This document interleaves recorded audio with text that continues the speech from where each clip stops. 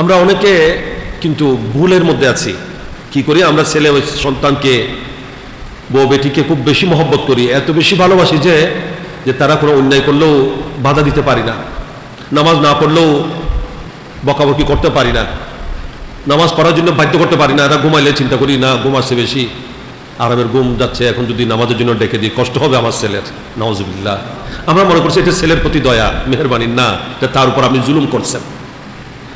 আপনি তাকে নামাজের জন্য বাধ্য করলেন, এটাই আপনি তার জন্য উপকার করলেন। আপনার পরিবারকে, আপনার ছেলে সন্তানকে নামাজের জন্য বাধ্য করছেন, ভালো কাজে আসার জন্য বলছেন, মসজিদে তাড়াতাড়ি আসার জন্য বলছেন, মিলাদ কিয়াম দরুদ সালাম মুনাজাত করার জন্য বাধ্য করছেন। এটা হচ্ছে তার প্রতি উপকার করলেন, যে তার উপকার করলেন। আর যদি সেটা না করে থাকেন, ছেলের মনে কষ্ট আসবে। ছেলের বসে বসে টিভি দেখতেছে, ছেলে বসে বসে নাটক দেখতেছে, বা ছেলে অশ্লীল কিছু দেখতেছে, মোবাইলে ফেসবুকে ইউটিউবের মধ্যে ঢুকে সময় নষ্ট করতেছে, আমি তাকে বকা দিতে পারছি না কেন? মনে কষ্ট আসবে। আমি যে বেশি মহব্বত করি তার মনে কষ্ট দিতে পারি না।